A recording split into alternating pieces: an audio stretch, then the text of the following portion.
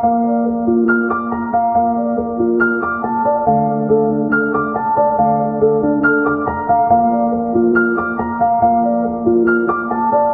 pagi, semangat pagi.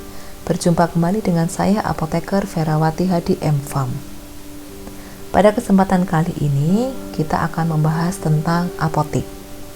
Sesuai dengan PMK nomor 9 tahun 2017, yang dimaksud dengan apotik adalah sarana pelayanan kefarmasian tempat dilakukan praktek kefarmasian oleh apoteker. Adapun tugas dan fungsi apotik adalah: yang pertama, tempat praktek apoteker dan tenaga teknis kefarmasian. Yang kedua, sarana farmasi yang melakukan peracikan, pengubahan bentuk, dan penyerahan obat kepada masyarakat atau pasien. Yang ketiga, sebagai sarana pelayanan informasi obat dan perbekalan farmasi kepada masyarakat atau kepada pasien.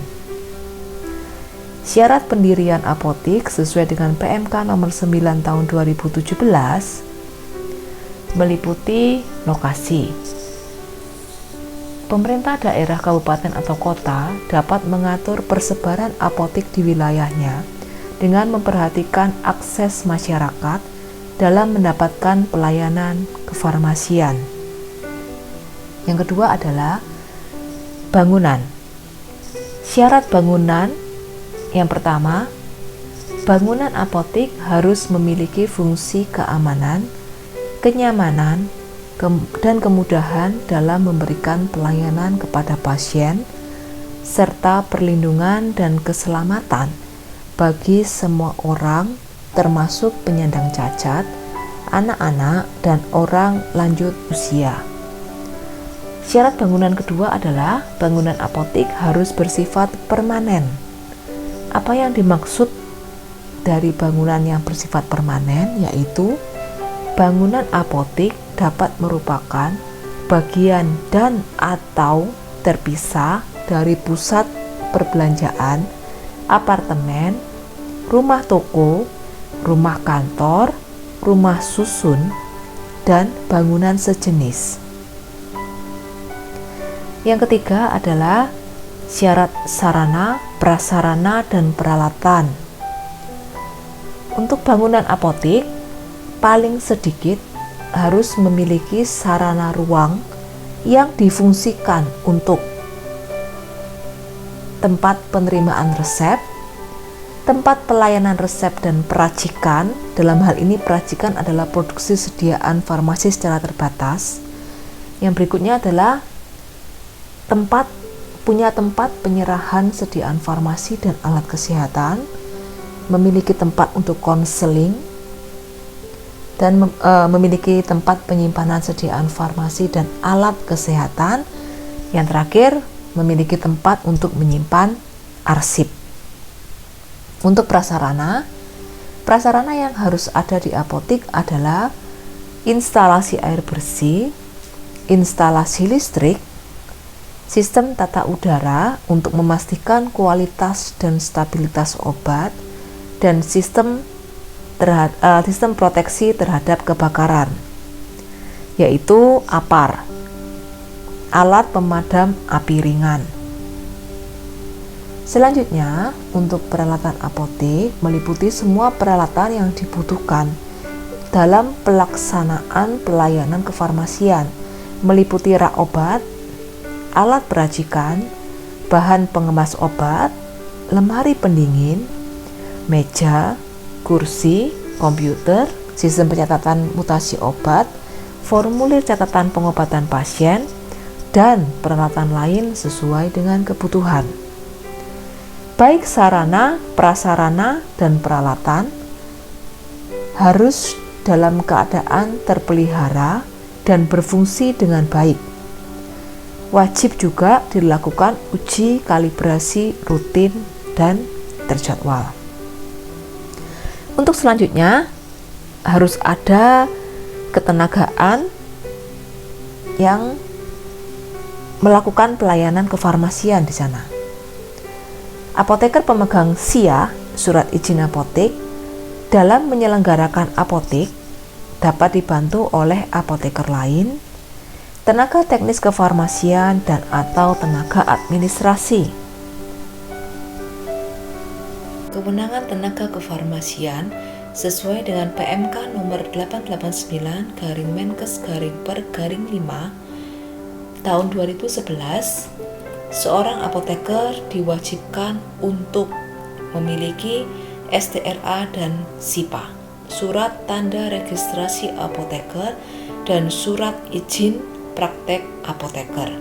Sedangkan untuk tenaga teknis kefarmasian diwajibkan memiliki STR-TTK dan SIP-TTK, surat tanda registrasi tenaga teknis kefarmasian, dan surat izin praktek tenaga kefarmasian. Untuk STRA, SIPA, STR-TTK, dan SIP-TTK harus diperpanjang setiap 5 tahun sekali. Berikutnya adalah kita bahas tentang pekerjaan kefarmasian. Menurut PP nomor 51 tahun 2009, yang dimaksud dengan pekerjaan kefarmasian adalah dimulai dari pembuatan, termasuk pengendalian mutu sediaan farmasi, pengamanan, pengadaan, penyimpanan, dan pendistribusian atau penyaluran obat, pengelolaan obat, pelayanan obat atas resep dokter, pelayanan informasi obat, serta pengembangan obat, bahan obat, dan obat tradisional. Untuk fasilitas kefarmasian adalah sarana yang digunakan untuk melakukan pekerjaan kefarmasian yang kita bahas pada slide sebelumnya. Lingkup praktek tenaga kefarmasian ada di apotik, instalasi farmasi rumah sakit atau IFRS, di puskesmas, klinik, toko obat, atau praktek apoteker bersama. Untuk pelayanan kefarmasian adalah suatu pelayanan langsung dan bertanggung jawab kepada pasien yang berkaitan dengan sediaan farmasi dengan maksud mencapai hasil yang pasti untuk meningkatkan mutu kehidupan pasien. Fokus pelayanan kefarmasian bergeser yang dulunya kita fokus terhadap obat atau sering kita sebut dengan drug oriented.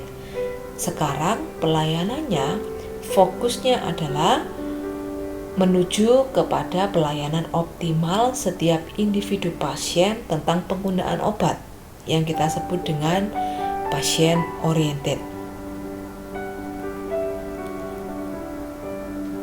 Berikutnya adalah kita bahas standar pelayanan kefarmasian di apotik sesuai dengan Permenkes nomor 73 tahun 2016. Apa sih yang dimaksud dengan standar pelayanan kefarmasian? Standar pelayanan kefarmasian adalah tolok ukurnya dipergunakan sebagai pedoman. Jadi sebagai pedoman kita sebagai tenaga kefarmasian dalam menyelenggarakan pelayanan kefarmasian. Yang dimaksud tenaga kefarmasian di sini adalah apoteker dan tenaga teknis kefarmasian. Kenapa distandarkan untuk pelayanan kefarmasian di apotik? Tujuannya adalah yang pertama adalah meningkatkan mutu pelayanan kefarmasian. Yang kedua adalah menjamin atau memberikan kepastian hukum bagi tenaga kefarmasian. Dan yang berikutnya adalah melindungi pasien dan masyarakat dari penggunaan obat yang tidak rasional dalam rangka patient safety atau keselamatan pasien. Lingkup standar pelayanan kefarmasian di apotik. Yang pertama adalah pengelolaan sediaan farmasi, alat kesehatan, bahan medis habis pakai, BMHP kita singkat ya. Yang kedua adalah pelayanan farmasi klinis. Selanjutnya kita akan bahas di fokus yang pertama, pengelolaan sediaan farmasi, alat kesehatan, dan BMHP. Apa saja yang kita harus lakukan sebagai tenaga kefarmasian? Yang pertama adalah melakukan perencanaan. Berikutnya adalah melakukan pengadaan, melakukan penerimaan, memastikan penyimpanan yang baik dan benar sesuai dengan standar kefarmasian, sesuai dengan peraturan undang-undangan. Berikutnya adalah melakukan pemusnahan sediaan yang substandar atau yang sudah ED atau expired. Lalu berikutnya melakukan pengandalian terhadap sediaan farmasi. Berikutnya adalah melakukan pencatatan secara rutin dan terjadwal, berkala, dan tidak kalah penting adalah melakukan pelaporan. Untuk lingkup yang kedua yaitu pelayanan farmasi klinik. Apa saja yang kita lakukan sebagai tenaga kefarmasian? Yang pertama adalah apoteker wajib melakukan pengkajian resep atau verifikasi resep.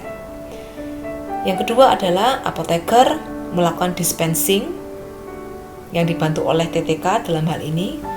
Berikutnya adalah apoteker melakukan pelayanan informasi obat, apoteker melakukan konseling kepada pasien, apoteker melakukan pelayanan kefarmasian di rumah atau home pharmacy care. Berikutnya, apoteker melakukan pemantauan terapi obat. Dan tidak kalah penting, apoteker harus melakukan monitoring efek samping obat yang temuan kasusnya harus dilaporkan ke Badan POM.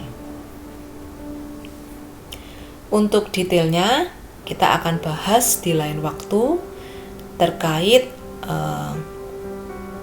tanggung jawab kita sebagai tenaga kefarmasian. Sekian diskusi pada kesempatan kali ini. Atas perhatiannya saya sampaikan terima kasih. Salam farmasi.